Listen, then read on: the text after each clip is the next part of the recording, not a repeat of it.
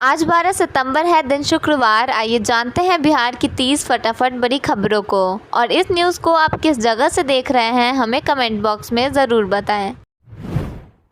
पूर्व मध्य रेलवे में 10.51 करोड़ से अधिक की लागत से 12 रेल परियोजनाओं के फाइनल लोकेशन सर्वे के लिए रेलवे मंत्रालय से मंजूरी मिल गई है।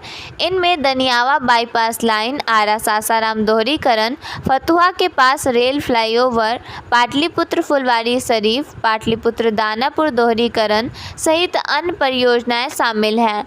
पूर्व मध्य रेलवे के मुख्य जनसंपर्क अधिकारी सरस्वती चंद्र ने बताया कि संबंधित राशि से FLS का सर्वे कर निर्माण कार्य किया जाएगा। बिहार के मुख्यमंत्री नीतीश कुमार ने दीदारगंज में 6 सड़क परियोजनाओं का शिलान्यास किया। इन परियोजनाओं में पटना बख्तियारपुर मार्ग पर यातायात को सुगम बनाने की उम्मीद जगी है। मिली जानकारी के अनुसार इन परियोजनाओं में सबसे खास फतुहा के लिए 2.4 किलोमीटर लंबा एलिवेटेड पुल है। बिहार सरकार किसानों की मदद के लिए बिहार कृषि नाम का एक मोबाइल ऐप लेकर आई है। इसका उद्देश्य है कि किसान घर बैठे खेती से जुड़ी योजनाओं की जानकारी और सुविधाएं आसानी से पा सकें। सरकार चाहती है कि किसान इस डिजिटल प्लेटफॉर्म के माध्यम से योजनाओं का लाभ जल्दी उठाएं। इस ऐप के जरिए किसान घर बैठे सरकारी योजनाओं में आवेदन कर सकते हैं, अपने लाभ की जानकारी देख सकते हैं और खेती से जुड़े ज़रूरी बातें आसानी से जान सकते हैं। ऐप में किसान पासबुक, फसल रोग से बचाव के उपाय, मंडी के भाव, मौसम की जानकारी, मृदा स्वास्थ्य कार्ड, रेडियो सेवा और शिकायत दर्ज करने जैसी सुविधाएं दी गई हैं। अब तक लाखों किसान इस ऐप से जुड़ चुके हैं और इससे खेती में ट्रांसपेरेंसी, सुविधा और आत्मनिर्भरता बढ़ रही है। यह ऐप किसानों के लिए डिजिटल साथी की तरह काम कर रहा है। भाजपा अध्यक्ष दिलीप जायसवाल ने कहा कि केंद्र सरकार ने राज्य को 4,447 करोड़ की सड़क परियोजना और 177 kilometre double lane rail track का तोहफा दिया है। करीब 8,000 करोड़ की लागत वाली इन परियोजनाओं से आवागमन, व्यापार और रोजगार को बढ़ावा मिलेगा। उन्होंने बताया कि 15 सितंबर को PM मोदी पूर्णिया में नई रेल परियोजना का शुभारंभ करेंगे। पटना सहित पूरे बिहार के स्कूलों में 4 से 10 अक्टूबर तक मानसिक स्वास्थ्य सप्ताह मनाया जाएगा। इस अभियान का उद्देश्य बच्चों को मानसिक स्वास्थ्य के प्रति जागरूक करना है।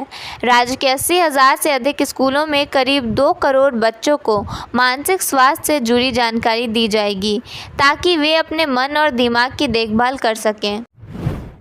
दशहरा, दीपावली, छठ और होली पर दूसरे राज्यों से बिहार आने जाने वाले यात्रियों और कामगारों की सुविधा के लिए त्योहारी सीजन में अंतर्राज्यीय बस परिचालन पर विशेष छूट देने के लिए 24 करोड़ 6,36,000 रुपये की स्वीकृति दी है।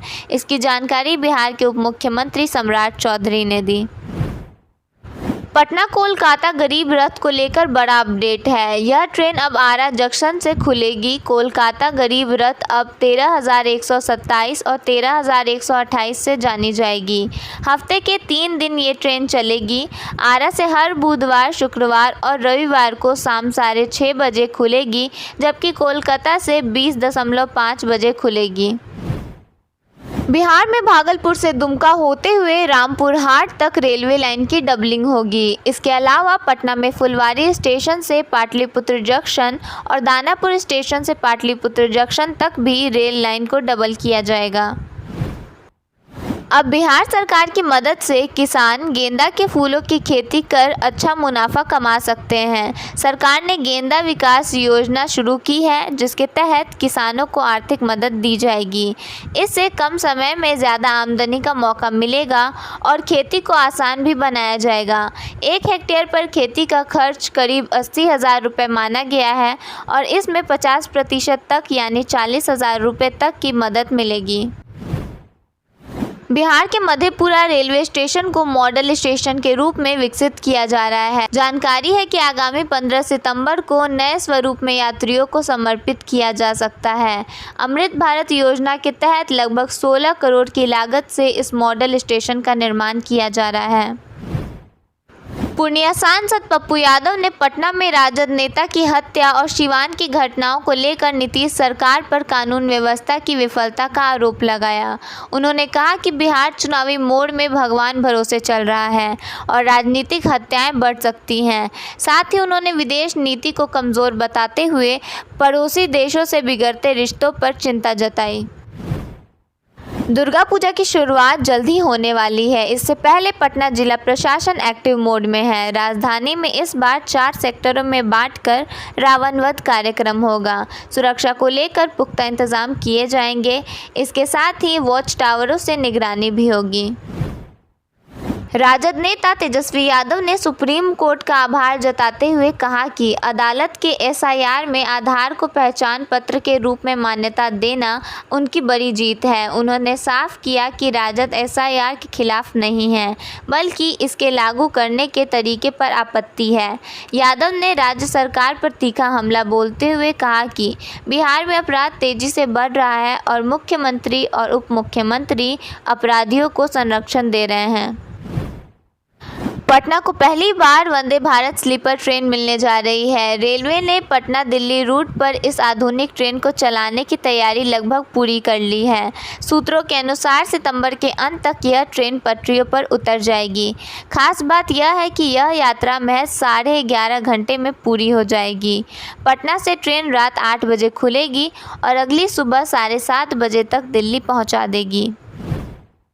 नवादा के रजौली में एनडीए कार्यकर्ता सम्मेलन में नित्यानंद राय ने मोदी और नीतीश सरकार की उपलब्धियां गिनाई। उन्होंने गरीबों को मुफ्त राशन और इलाज देने की बात कही। विपक्ष पर हमला करते हुए उन्होंने बिहार में एनडीए सरकार बनने का दावा किया। कौशलेंद्र कुमार और अन्य नेताओं ने भी विकास कार्यों पर जोर दिया। वक्ताओं ने 2025 में एनडीए की सरकार बनने की बात कही। जनसुराज पार्टी के सूत्रधार प्रशांत किशोर ने गुरुवार को हथुआ के सबैया एयरपोर्ट मैदान में आयोजित बिहार बदलाव सभा को संबोधित किया। उन्होंने कहा कि पिछले 3 वर्षों से वे बिहार के गांव-गांव घूम रहे हैं। जनता की समस्याओं का जिक्र करते हुए उन्होंने कहा कि 56 इंच सीना के नाम पर वोट देते रहें, लेकिन अब हालात यह है कि बच्चों का सीना 15 इंच का हो गया है। तन पर कपड़ा और पैरों में चप्पल तक नहीं है। जनता को अपने बच्चों के भविष्य की चिंता करनी होगी। प्रशांत किशोर ने उदाहरण देते हुए कहा कि बिहार वासियों को राजद सुप्रीमो व पूर्व मुख्यमंत्री लालू प्रसाद यादव से यह बात सीखना चाहिए कि बच्चों की चिंता क्या होती है। लालू यादव का बेटा पढ़ाई में कमज़ोर होने के बावजूद राजनीति में स्थापित हुआ, जबकि बिहार के पढ़े लिखे युवाओं को नौकरी नहीं मिल पा रही है। बक्सर के डुमरांव में धान की फसल तना छेदक, धर छेदक और मिलीबग कीटों से प्रभावित है। किसान अपनी मेहनत की कमाई बर्बाद होते देखकर परेशान हैं। तना छेदक के लिए कारटाप हाइड्रोक्लोराइड और मिलीबग के लिए कार्बोफ्यूरान के छिड़काव का सुझाव दिया गया है। कृषि विभाग जागरूकता अभियान चला रहा है। नेपाल में जारी हिंसा का असर अब उत्तर बिहार के मरीजों पर भी पड़ने वाला है। लाहान स्थित सागरमाथा चौधरी आई हॉस्पिटल में इलाज कराने जाने वाले मरीजों की संख्या अचानक घट गई है। पिछले 4 दिनों से दर्जनों लोगों ने अपनी यात्रा स्थगित कर दी है। नेपाल में हिंसा से मुजफ्फरपुर का सूतापट्टी कपड़ा मंडी के व्यवसाय पर काफ़ी असर पड़ा है। यहाँ से सबसे अधिक कारोबार नेपाल में ही होता है। नेपाल में दुर्गा पूजा मुख्य पर्व है। इस मौके पर सबसे अधिक कपड़ों की बिक्री होती है, लेकिन नेपाल में हिंसा से व्यापार ठप हो गया है। मंडी का करीब 60% बाजार प्रभावित है। पटना में शिक्षा विभाग के डिप्टी डायरेक्टर वीरेंद्र नारायण के कई ठिकानों पर विजिलेंस की टीम छापेमारी कर रही है। आय से अधिक संपत्ति के मामले में यह छापेमारी की जा रही है। इससे पहले वे जिला शिक्षा पदाधिकारी के पद पर भी रह चुके हैं।